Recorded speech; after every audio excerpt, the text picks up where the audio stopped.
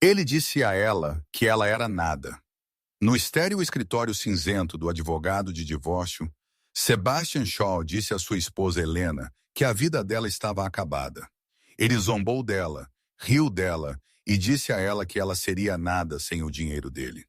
Ele a observou sair para o saguão sozinha e derrotada, esperando que ela chamasse um táxi barato. Mas Sebastian esperou. Ele esperou para ver a humilhação final dela. Ele só nunca esperou o carro que parou. Ele nunca esperou o homem que saiu. E ele nunca esperou que a esposa que ele acabara de descartar fosse quem detinha todo o poder.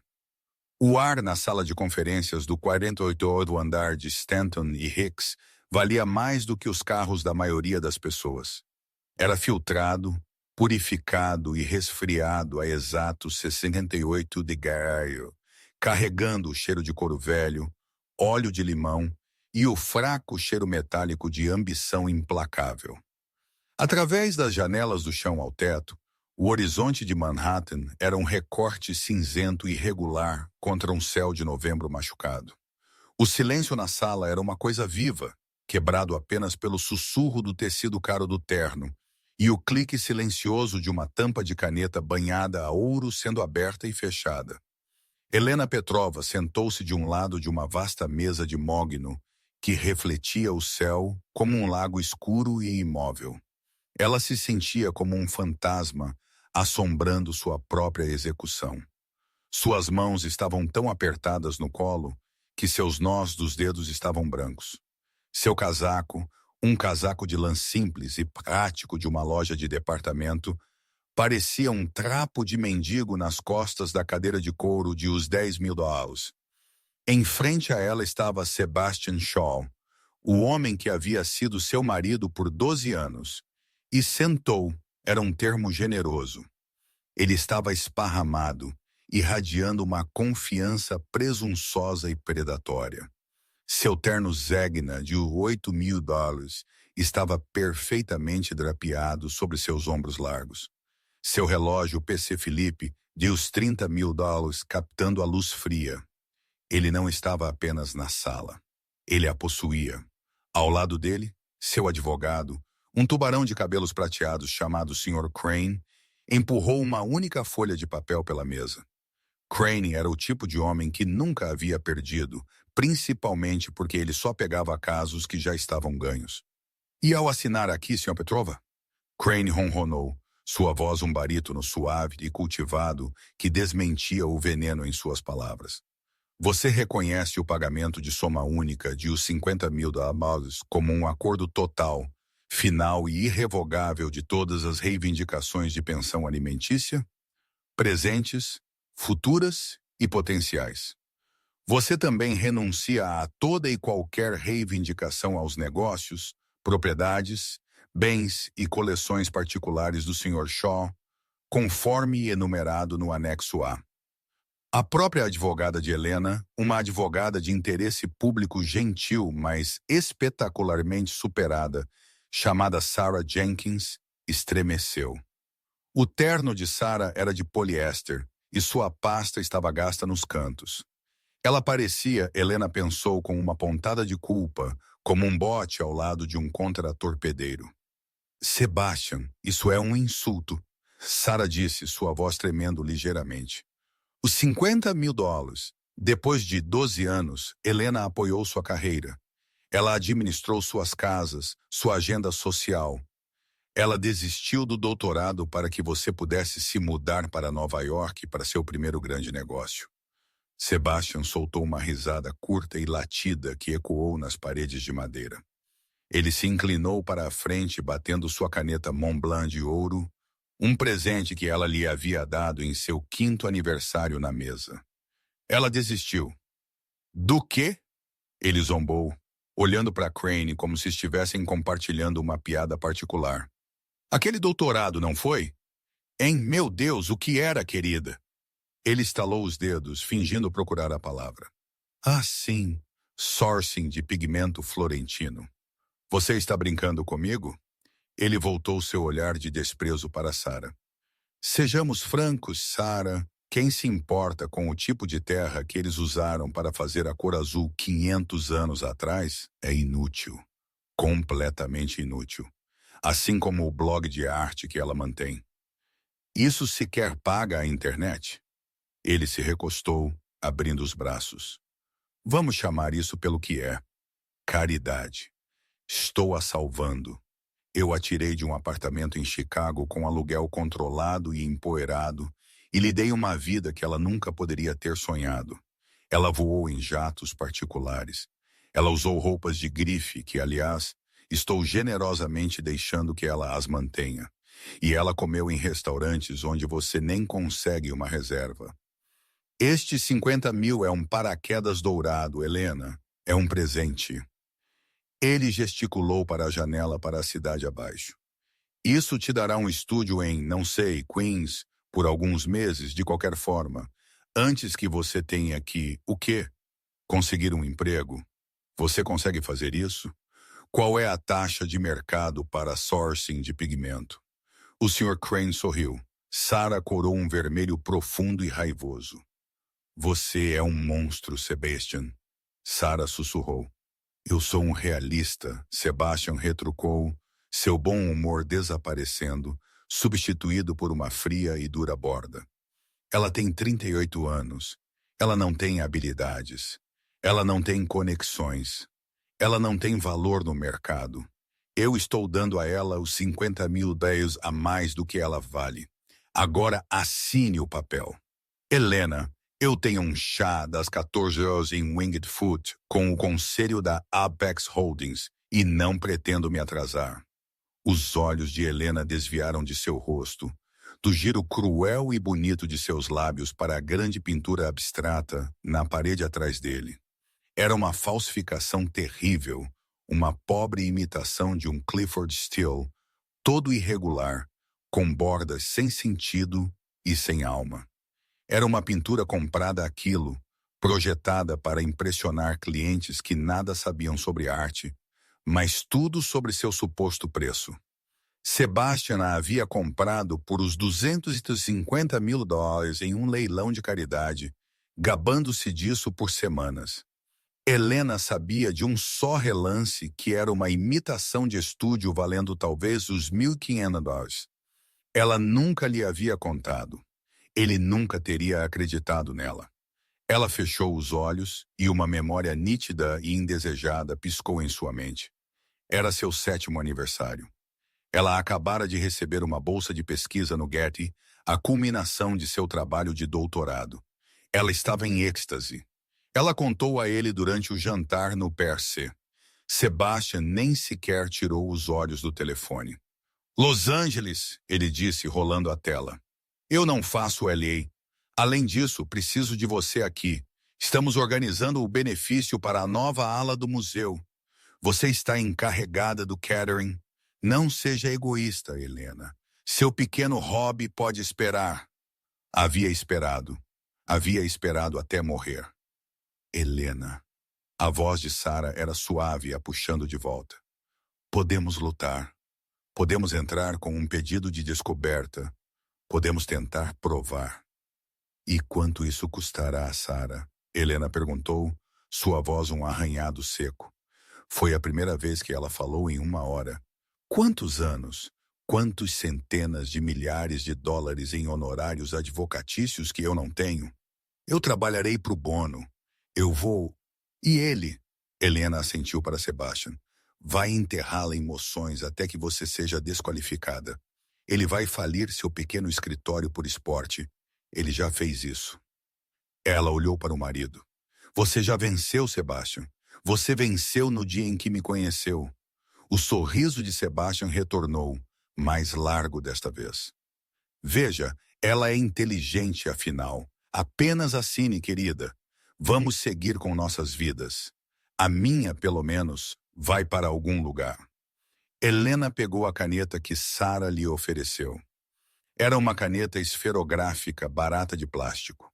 Sua tampa estava mordiscada. Ela olhou para a linha de assinatura. Helena Shaw.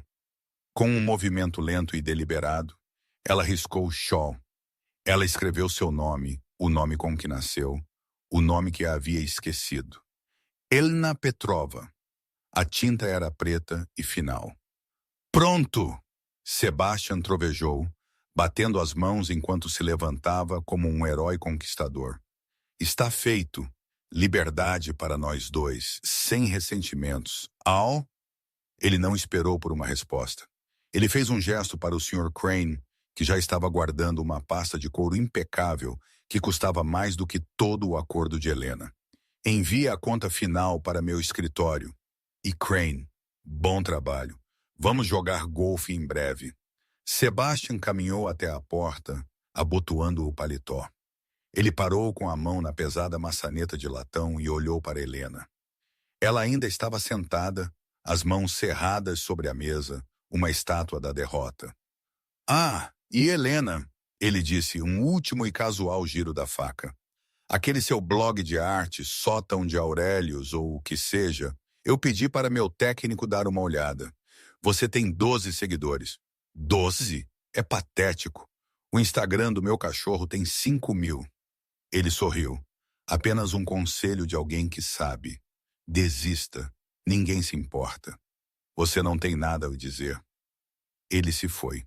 A porta se fechou com um clique, o som ecoando no silêncio opressor e caro. Por um minuto inteiro, nem Helena nem Sara se moveram. Então Sara estendeu a mão e colocou uma mão sobre a de Helena. Helena, você está...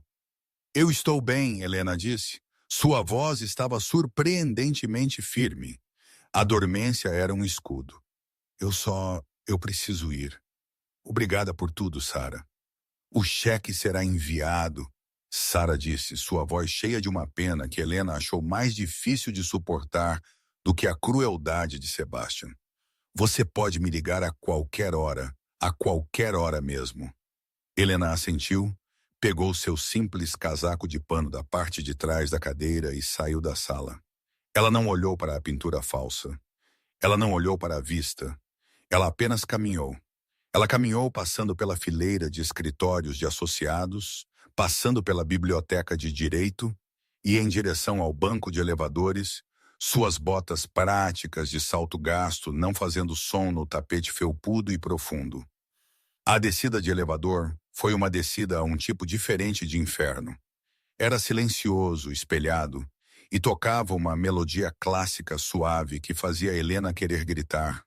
Ela apertou a alça de sua bolsa de couro gasta, aquela que Sebastian sempre chamara de sua bolsa de órfã. Ela saiu para o saguão de Stanton e Hicks.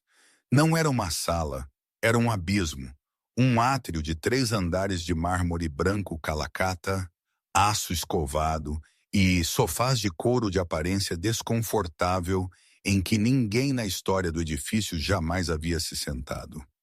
O único sinal de vida era uma recepcionista terrivelmente chique, uma mulher que parecia ter sido esculpida em gelo sentada atrás de uma mesa que se assemelhava a um fragmento de geleira. Seu nome, de acordo com a pequena e severa placa em sua mesa, era a Sra. Vane. A Sra. Vane olhou para cima enquanto Helena se aproximava. Sua expressão, uma máscara perfeita e educada de desinteresse que era de alguma forma pior do que a zombaria aberta. Ela julgou em um milissegundo o casaco de Helena, sua bolsa, sua falta de joias e seu cabelo molhado pela chuva, e a dispensou como irrelevante. Helena caminhou em direção às portas giratórias de vidro, apertando seu casaco. Estava chovendo lá fora, uma chuva forte de novembro que transformava os táxis na Park Avenue em borrões amarelos frenéticos. Ela teria que esperar.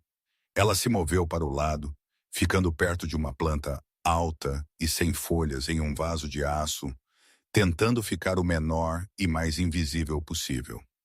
Ela tirou o telefone. A bateria estava em 14%.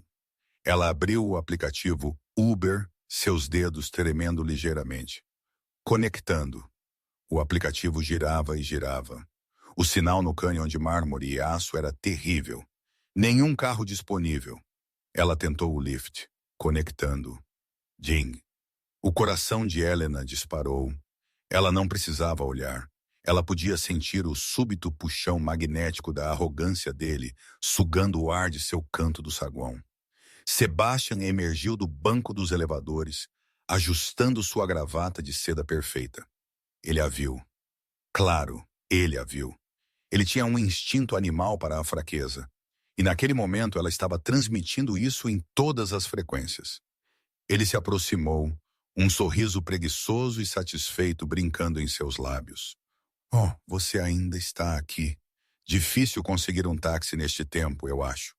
Helena não disse nada, apenas olhou para o telefone e para a roda giratória inútil. Vamos, vamos, ela sussurrou para a máquina. Qual é o plano, Helena? Ele empurrou, claramente gostando daquilo.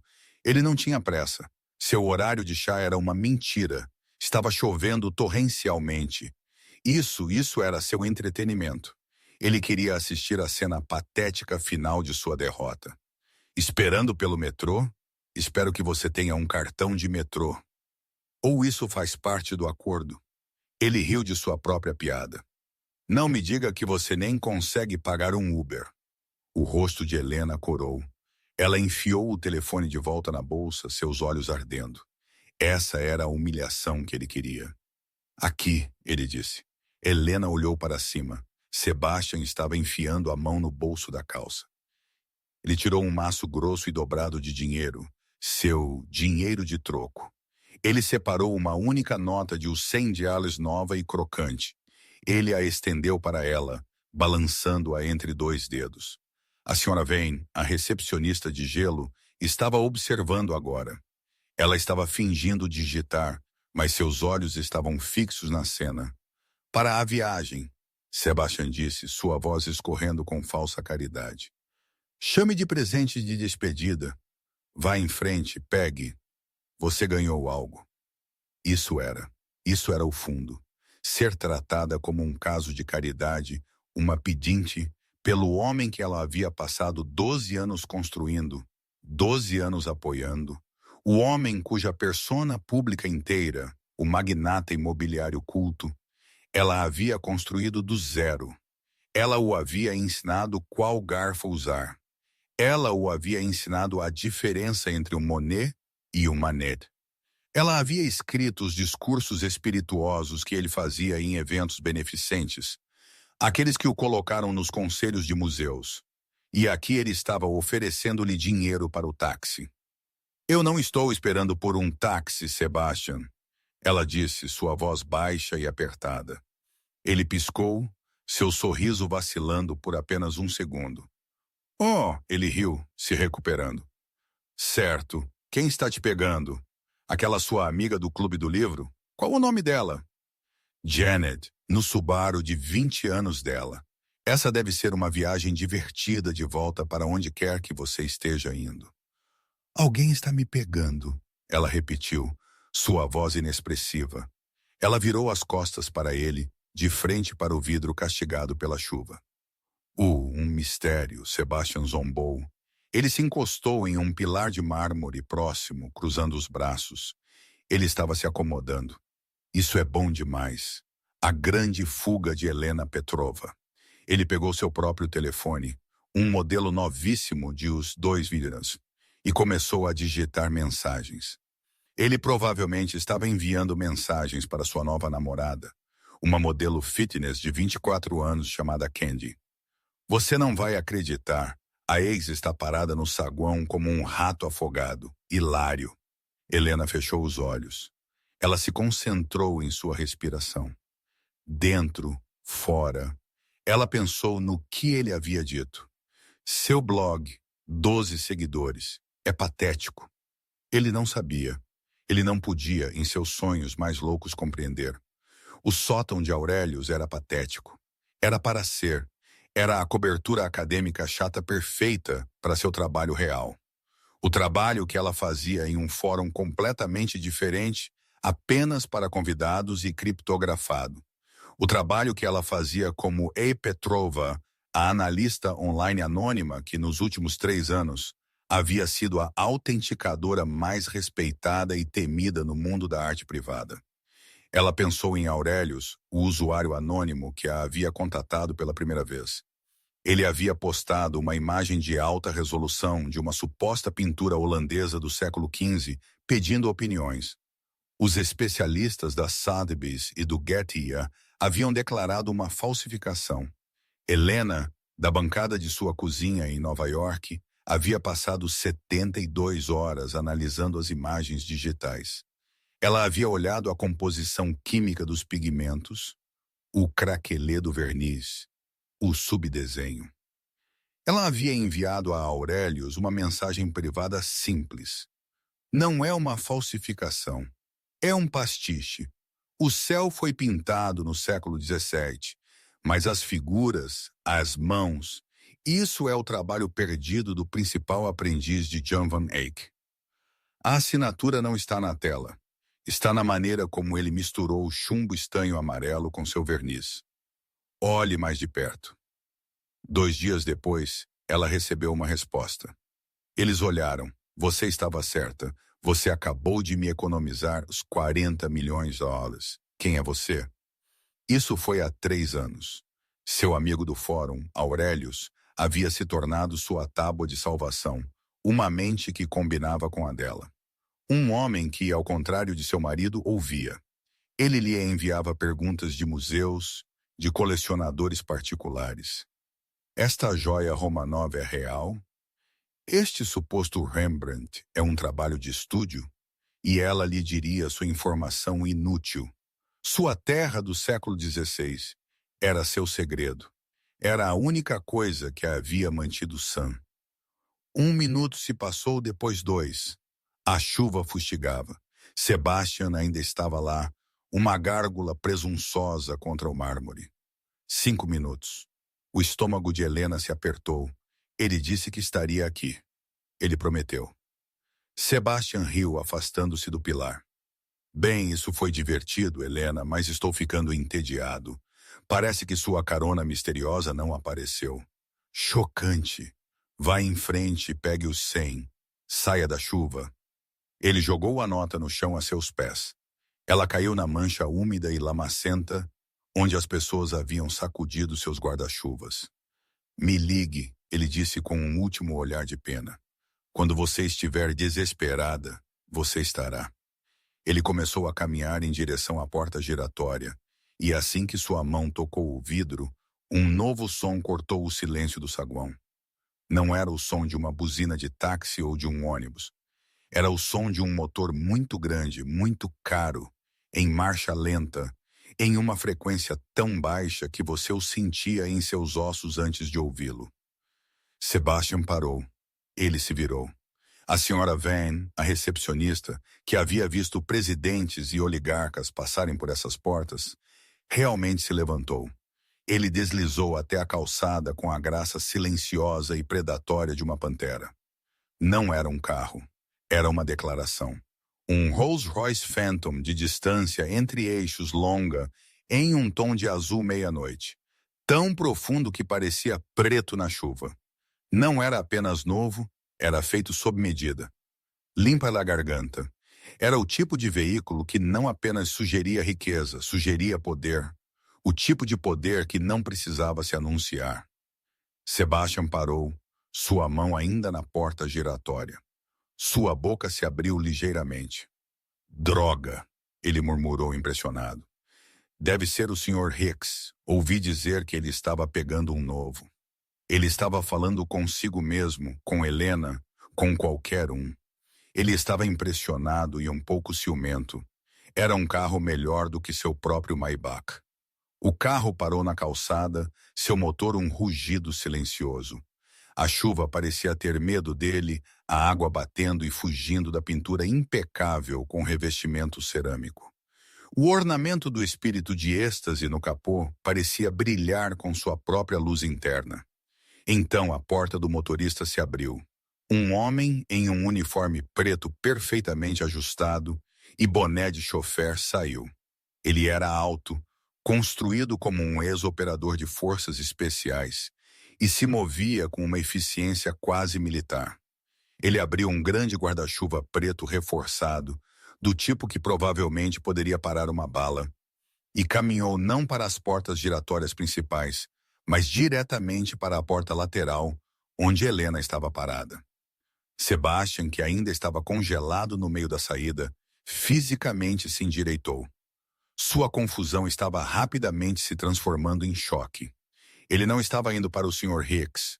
O motorista, Arthur, parou a perfeitos 3 pés de Helena. Ele estava do lado de fora do vidro. Ela estava do lado de dentro. Ele não falou. Ele apenas olhou para ela e deu um pequeno e respeitoso aceno. Helena acenou de volta. O nó de medo em seu estômago se dissolveu, substituído por uma calma profunda e estabilizadora. Ela empurrou a porta de vidro para abrir. Arthur imediatamente inclinou o guarda-chuva para cobri-la, protegendo-a da chuva torrencial. Ele não disse nada. O queixo de Sebastian estava agora oficialmente caído. Ele observou enquanto Helena, sua inútil e sem dinheiro ex-esposa, era protegida por um motorista particular de um carro de uns $700 mil. Que diabos? Sebastian sussurrou. Mas foi o que aconteceu em seguida que quebrou sua realidade. O motorista não abriu a porta para ela. Em vez disso, ele se virou e abriu a porta traseira como se estivesse esperando uma deixa. E um homem saiu. Ele emergiu do carro, sem pressa, mas com uma calma deliberada e inabalável. Ele emergiu na chuva torrencial, como se o tempo não ousasse incomodá-lo. Ele era alto, com cabelos escuros curtos e arrumados. Ele não usava gravata, apenas uma gola alta de cachemira cinza escura sob um sobretudo loro-piana feito sob medida que provavelmente custava mais do que todo o acordo de Helena. Seu rosto era afiado, inteligente, e mantinha uma expressão de tamanha intensidade profunda e focada que Sebastian sentiu um choque de medo físico real. Ele era um homem que não apenas entrava em salas, ele as reivindicava. Sebastian conhecia esse rosto. Seu sangue gelou. Ele sentiu um arrepio de suor em seu pescoço, apesar do frio do saguão. Ele conhecia esse rosto das edições mais exclusivas e de alto risco da Forbes e do The Economist. Ele o conhecia de sussurros silenciosos em conferências de bilhões de dólares. Era Damian Valerius. O Damian Valerius, o recluso, quase mítico fundador da Valerius Logistics. O homem que havia revolucionado o transporte global e a transferência de dados. Um homem que comprava e vendia empresas da mesma forma que Sebastian comprava tacos de golfe. Um homem cujo patrimônio líquido pessoal era rumor de estar na faixa dos 12 dígitos. Um homem com quem a própria empresa de Sebastian, a Shaw Real Estate, estava tentando conseguir uma reunião de apenas 15 minutos há 18 meses para financiar seu novo desenvolvimento principal, a Shaw Tower.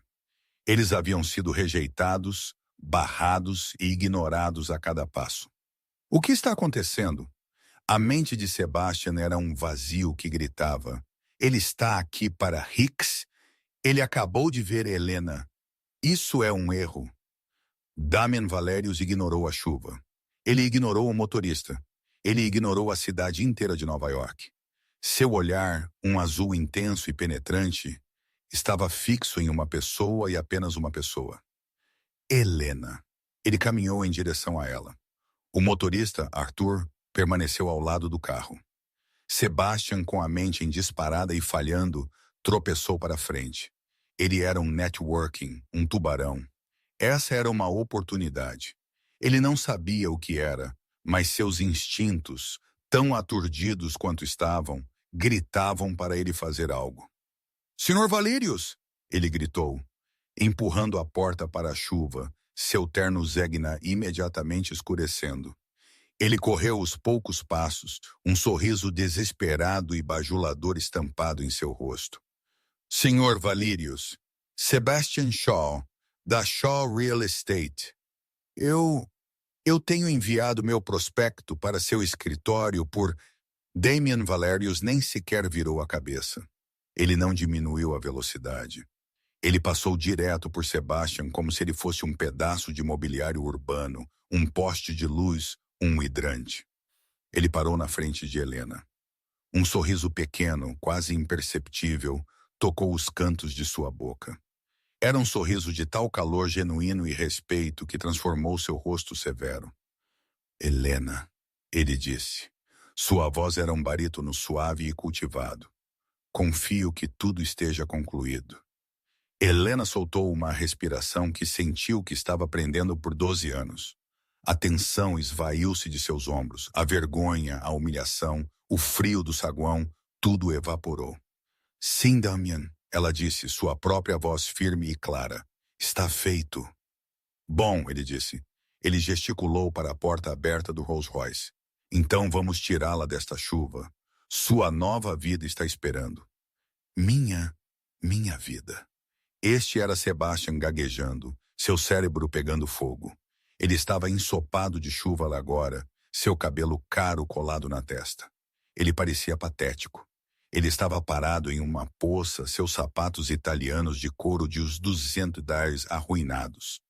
Helena, você conhece o Sr. Valírios? Desta vez, Helena se virou para olhá-lo.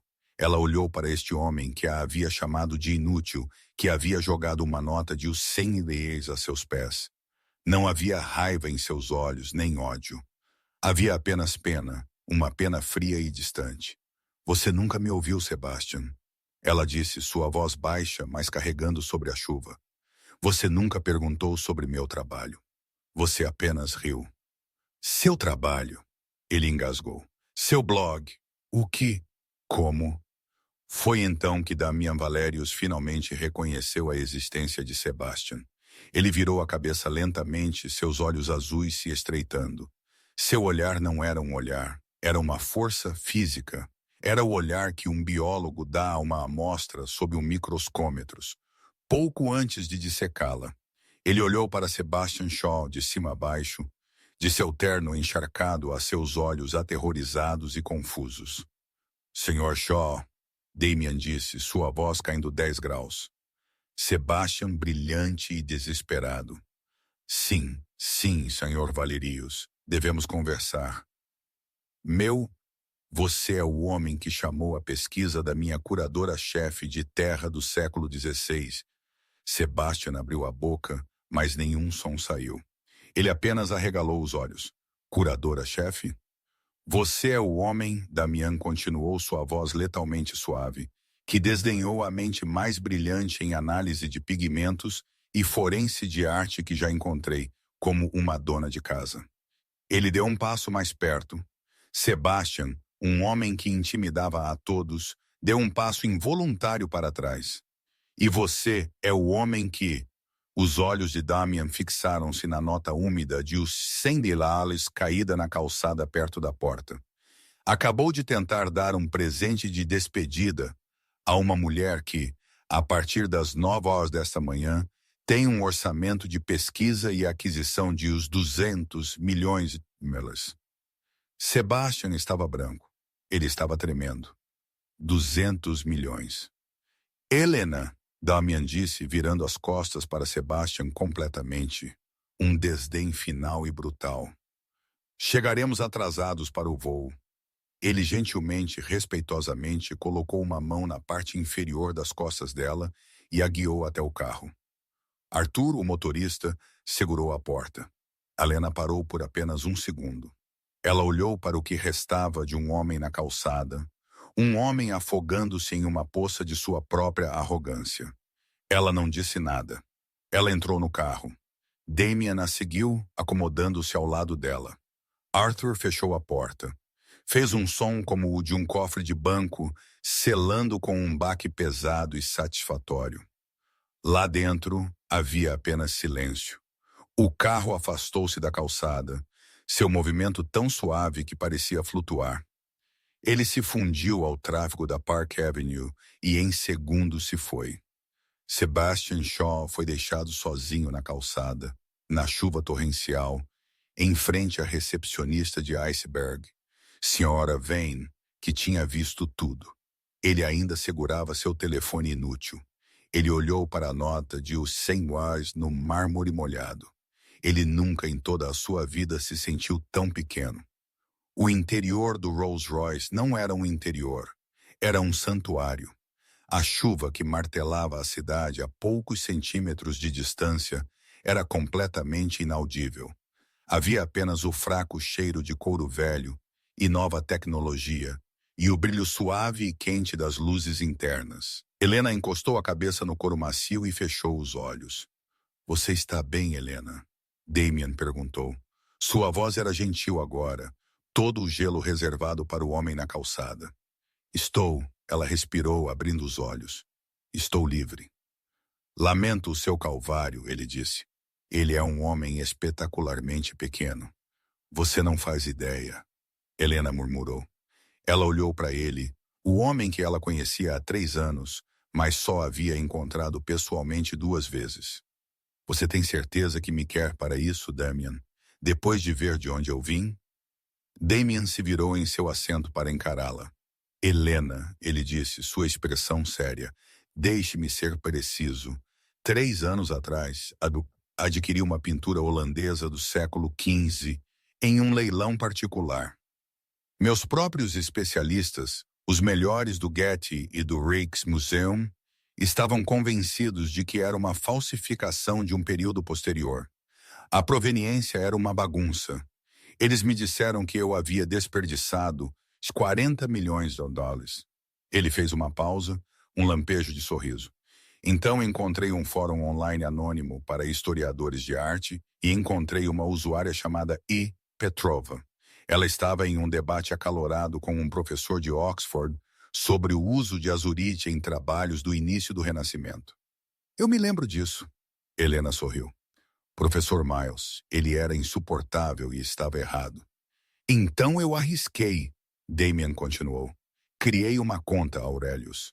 Postei imagens de alta resolução da minha pintura falsa. E fiz uma pergunta. O que você vê? E eu te disse, Helena disse, sua voz ganhando força, que não era uma falsificação. Era um pastiche. O céu foi pintado no século XVII, mas as figuras, as mãos, o subdesenho, isso era do século XV. Alguém o havia atualizado para corresponder ao estilo da época. Mas a impressão digital do artista original estava ali na maneira como ele misturou chumbo estanho amarelo com seu verniz. Você viu em 2 dias o que uma equipe inteira de especialistas não conseguiu ver em 6 meses, Damien disse. Você, Helena Petrova, salvou meu Vermeer. Essa pintura é agora o orgulho da minha coleção. E você é a única pessoa em quem confio para gerenciá-la. A única. Ele gesticulou para a janela. O carro estava agora na FDR Drive, acelerando em direção à rodovia. Seu calvário, como você o chama, acabou. Sebastian Shaw foi um inconveniente temporário. Seu trabalho é permanente. Toda a coleção da Fundação Valirius agora está sob seu comando. O jato está esperando em Teterboro. Estaremos em Genebra pela manhã. Seu novo apartamento está pronto. O laboratório de restauração, aquele que você projetou por e-mail, está totalmente equipado. O espectrômetro de fluorescência de raio-x que você queria acabou de chegar da Alemanha. Helena olhou para as mãos que Sebastian havia zombado por não estarem manicuradas, as mãos que na faculdade haviam sido manchadas com pigmento e óleo de linhaça. Elas estavam firmes agora. Ele chamou meu trabalho de terra, ela sussurrou. Somos todos terra, Helena, Damien disse olhando para o East River. A única diferença é o que escolhemos construir com ela. Ele construiu um castelo de cartas. Você está construindo uma catedral. Pela primeira vez em mais de uma década, Helena Petrova sorriu verdadeira e completamente. Sebastian Shaw não foi para Winged Foot. Ele voltou para seu apartamento vazio, aquele que Helena havia sido ordenada a desocupar 1 mês antes, e bebeu. Ele bebeu uma garrafa inteira de Macallan de 25 anos, mas o álcool não conseguia queimar a imagem dos olhos de Damien Valerius. Curadora-chefe, os 200 milhões de dólares. As palavras ecoavam em sua cabeça sem sentido. Era uma piada. Tinha que ser uma brincadeira. Helena é Helena, a mulher quieta e acanhada que reorganizava suas estantes na segunda-feira. Ele foi ao escritório com ressaca e furioso. Ele latiu para sua assistente. Consegue-me uma reunião com Damian Valerius agora. Diga a eles que sou um amigo pessoal de Helena Petrova. Sua assistente, uma jovem esperta chamada Chloe, parecia confusa. Helena Petrova, senhor, não é. Apenas faça, ele rugiu. 1 hora depois, Chloe o chamou. Sr. Shaw, o escritório do Sr. Valerius. Eles disseram que não têm ideia de quem você é. E eles adicionaram uma mensagem. O quê? Que mensagem? Eles disseram, a Sra. Petrova não está mais associada a você de forma alguma e qualquer tentativa futura de contato será encaminhada ao nosso departamento jurídico. Sebastian bateu o telefone. Departamento jurídico? Sua ex-esposa estava acionando o departamento jurídico de Valerius contra ele. Isso foi apenas o começo. 2 dias depois, a ligação veio. Era de seu contato no JP Morgan Chase, o principal credor de seu novo arranha-céu principal, a Shaw Tower. Sebastian, o banqueiro, um homem chamado Mark, disse, sua voz tensa. Temos um problema, um grande problema. O quê? Que problema? Seu financiamento, a firma de private equity que estava apoiando o empréstimo principal, Apex Holdings, eles foram adquiridos. Sebastian sentiu um arrepio frio. Adquiridos por quem? Quem seria grande o suficiente para comprar a Apex da noite para o dia? Valerius Logistics, Mark disse, sua voz mal um sussurro. Sebastian, eles não estão apenas adquirindo. Eles estão liquidando. Eles chamaram nosso empréstimo. Tudo. Eles querem os 400 milhões de dólares completos até o final do trimestre, ou eles tomam o ativo. Eles não podem, Sebastian gritou. O prédio nem está na metade. Isso é insano. É antiético. Não é, Sebastian. Está nas letras miúdas. E Valerius, ele é dono das letras miúdas. Ele não é apenas um comprador. Ele é um predador. Alguém pintou um alvo nas suas costas. É melhor você encontrar um novo financiamento rápido. Mas a notícia se espalhou. Sebastian Shaw era tóxico. Ele se agitou. Ligou para todos os contatos que tinha. Mas o nome Valerius era uma parede de tijolos. Ninguém o tocaria. As linhas de crédito que ele tinha vivido por uma década desapareceram. Seus parceiros, sentindo sangue na água, começaram a processar, desesperados para tirar seu dinheiro antes que o navio inteiro afundasse. Ele estava em seu escritório, 3 semanas após o divórcio, quando a terrível realização completa o atingiu. Ele estava olhando para uma foto de uma festa da empresa há 5 anos. Ele estava lá, braço em volta de um político, taça de champanhe na mão, e ao fundo, perto da comida, estava Helena. Ela estava em seu laptop, sempre naquele maldito laptop. Ele se lembrava daquela noite. Ele estava se gabando alto sobre como havia alavancado criativamente o negócio da Apex Holdings, como havia escondido o risco em uma série de contas offshore. Ele pensou que ela estava apenas verificando e-mails. Ele me disse que eu era uma especialista em informações inúteis. Ele disse que eu prestava muita atenção a detalhes chatos. Seu sangue gelou. Ele cambaleou até sua mesa e abriu seus próprios registros financeiros. Os números das contas, os cronogramas, as empresas de fachada. Ela não estava apenas ouvindo, ela estava documentando. Ele pensou em Aurelius, seu amigo do fórum, o homem com quem ela falava com devoção religiosa por anos. Era ele, era Valerius. Ela estava falando com ele o tempo todo. Ela não o conhecia apenas. Ela não o tinha encontrado apenas. Ela estava fornecendo as informações. Ela havia entregado a faca a Damian Valerius, e ele a havia usado alegremente para cortar as artérias financeiras de Sebastian. O acordo de divórcio, os míseros $50 mil. Não foi um insulto, foi uma distração. Ela não queria o dinheiro dele. Ela queria vê-lo queimar. Sebastian Shaw, o homem que se orgulhava de ver todos os ângulos, tinha sido jogado. Ele não tinha sido divorciado por uma dona de casa acanhada. Ele havia sido cirurgicamente desmantelado por uma estrategista mestre. 6 meses depois, Sebastian Shaw era um fantasma. Um sussurro. O nome no esqueleto enferrujado e inacabado da Shaw Tower havia sido coberto por um enorme banner que simplesmente dizia: Futuro local do Centro de Dados Valírios. Sua empresa estava sob intervenção. Sua cobertura vendida com uma perda humilhante para pagar credores. Seu Maybach confiscado. Sua namorada de 24 anos, Candy, havia desaparecido no momento em que seu Amex foi recusado. Ele estava morando em um aluguel de curto prazo em Murray Hill, um lugar que ele teria uma vez sobrevoado com desprezo em seu helicóptero. Ele havia vendido seu Rolex e seu PC Philippe. Ele havia vendido seus ternos Zegna para uma loja de consignação.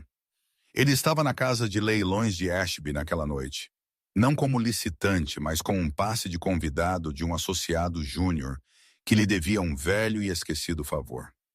Ele estava lá para fazer networking, para implorar para ser visto, para provar que não estava morto. Ele estava lá para encontrar qualquer um que ainda atendesse sua ligação. A sala estava elétrica. A peça central do leilão era uma obra-prima recentemente redescoberta. O Chamado de São Pedro, atribuída a um seguidor menor de Caravaggio, mas rumorosa pelos fofoqueiros mais elitistas do mundo da arte de ser do próprio mestre. Sebastian estava nos fundos, perto do bar de champanhe, saboreando uma única taça grátis. Ele parecia exausto. Seu terno era pronto. Ele era invisível e sabia disso. A licitação era frenética. Um borrão de paz de colecionadores na sala e luzes piscantes dos bancos de telefone representando bilionários globais anônimos. 50 milhões! Gritou o leiloeiro. Um homem chamado Simon. 55 da primeira fila, 65 do telefone. 70, 75. Os lances subiam, cada um golpe de martelo. 90 milhões do licitante em Londres, ouço 95? Um silêncio. 95? Veio um chamado de outro banco de telefones. 95 milhões, uma vez, duas vezes. 100 milhões. A voz não veio de um telefone, veio de um novo licitante que acabara de sinalizar. A sala inteira se virou. Era um representante do Getty. A guerra de lances era agora um esporte sangrento. O banco de telefones de Londres contra-atacou. 105 milhões. Vendido! O leiloeiro gritou, batendo seu martelo após uma pausa tensa e sem fôlego. Vendido por os 105 milhões para o licitante anônimo na linha telefônica. 4! Uma onda de aplausos. Sebastian apenas se sentiu dormente. Era dinheiro que ele nem sequer conseguia mais compreender. E agora, o leiloeiro disse, seu rosto corado de emoção, para falar sobre o futuro da pintura e seu novo e emocionante lar, temos uma representante do comprador, a Fundação Valírios. O coração de Sebastian parou. Uma mulher saiu dos bastidores para o palco. Era Helena. Mas não era a Helena que ele conhecia. Esta mulher era um ser diferente. Ela usava um terno azul escuro simples, impossivelmente elegante, da Acris. Seu cabelo estava preso em um coque severo e profissional que destacava seus olhos inteligentes.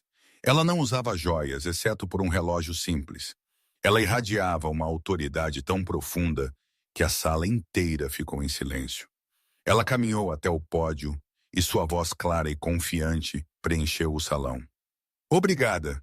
Em nome da Fundação Valírios, estou emocionada em anunciar que o Chamado de São Pedro, que nossa pesquisa agora confirmou definitivamente ser um Caravaggio primitivo perdido, será a nova peça central de nossa ala pública em Genebra. A sala explodiu. Isso era notícia. Isso era história. Ela não apenas a havia comprado. Ela a havia confirmado. Ela era a história.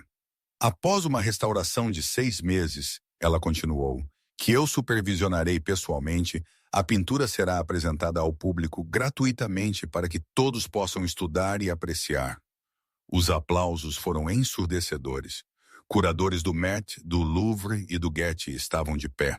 Eles acorreram ao palco enquanto ela descia, todos desesperados por um momento com ela. Senhor Petrova, a nova rainha do mundo da arte. Sebastian estava nos fundos, perto do bar, invisível. Ela e sua equipe de segurança, incluindo Arthur, o motorista, começaram a caminhar em direção à saída. Ela ia passar bem por ele. Ela tem que me ver, ele pensou, uma esperança desesperada e patética. Ela tem que ver o que ela fez. Seu grupo se aproximou. Ele se tensionou. Helena estava em uma conversa profunda com o diretor da National Gallery. Seu rosto animado enquanto discutiam tomografia por raio-x. Ela estava a uns 5 metros dele. Ela passou por ele. Ela não parou. Ela não diminuiu a velocidade. Ela não olhou.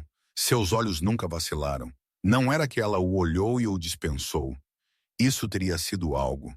Isso teria sido uma conexão. Não, ela não o viu em absoluto. Ele era para ela nada. Um pedaço da parede.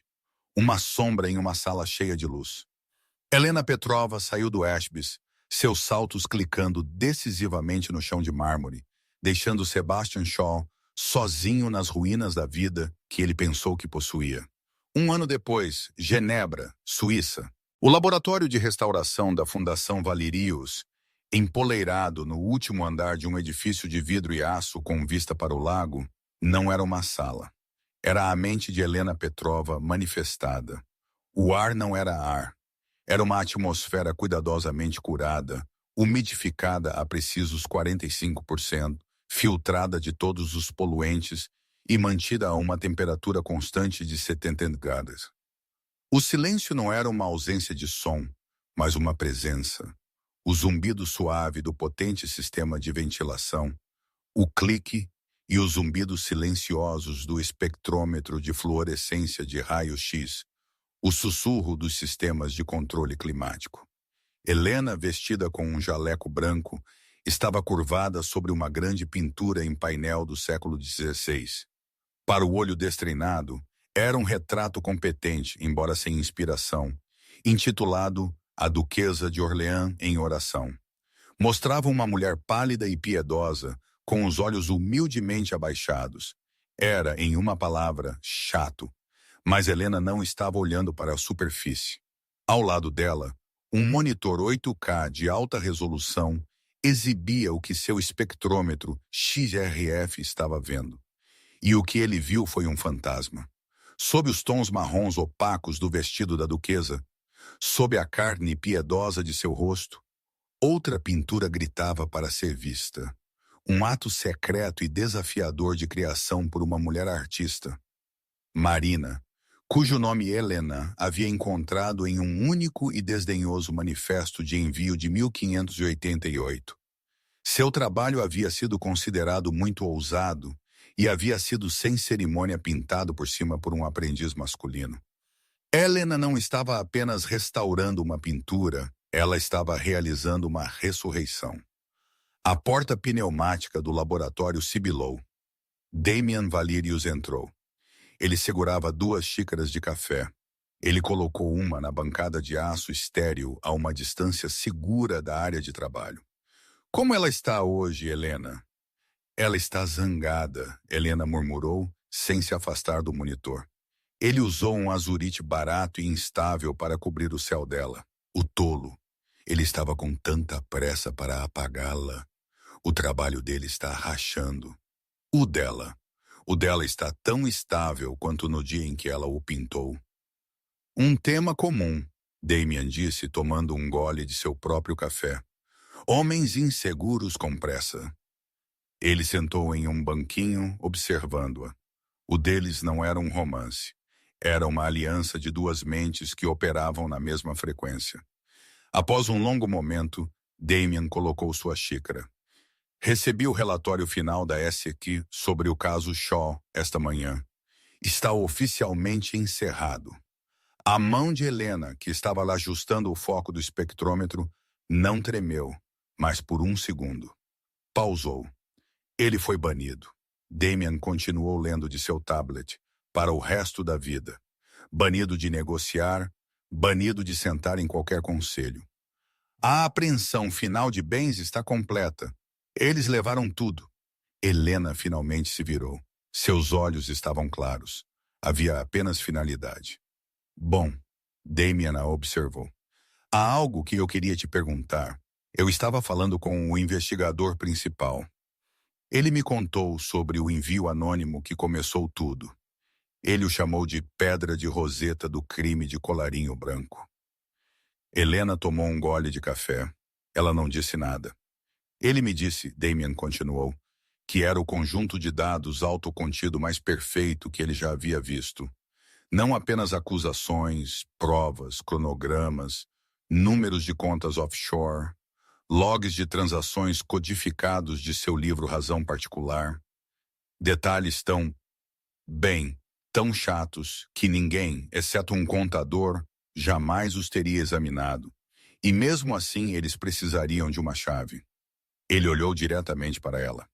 O arquivo que desvendou o caso era uma planilha criptografada. Ela cruzava perfeitamente cada transferência ilegal com o calendário público de Sebastian, seus recibos de viagem particulares e até mesmo suas reservas em restaurantes. A mente de Helena voltou a uma noite de terça-feira, 4 anos atrás. Sebastian bêbado de uísque em sua enorme e ostentosa mesa. Ele estava rindo ao telefone. A beleza disso é que são apenas detalhes chatos. Ninguém olha para os detalhes. Ele desligou, a viu e zombou. Ele jogou uma pilha de livros razão impressos para ela. Aqui, seja útil. Arquive isso. São apenas números. Simples o suficiente até para você. Ele havia se virado para seu computador. E ela se ajoelhou. Ela reuniu os papéis e olhou. Ela, que conseguia detectar uma falsificação de 500 anos atrás, viu o padrão desleixado e fraudulento instantaneamente. Naquela noite, ela comprou um drive USB criptografado e o escondeu em um livro oco. E por 3 anos, toda vez que ele zombava dela, ela adicionava uma linha à sua planilha. Ela chamou o arquivo de O Pestiche de Shaw. Agora, na luz limpa e brilhante de sua nova vida, ela olhou para Damien. Ele estava certo, ela disse baixinho. Ele me disse repetidamente que eu era apenas uma especialista em informações inúteis. Ele te apresentou uma falsificação, Damien disse. Uma falsificação de uma vida, uma falsificação de um negócio e você fez o que sempre faz. Você procura o original. Um original muito, muito feio, Helena murmurou. Ele era desleixado. Homens como Sebastian sempre são. São pura superfície. Ela colocou sua xícara de café e recolocou seus óculos. Era hora de voltar ao trabalho. O investigador tinha uma última pergunta, Damien disse. Ele queria saber quem você era.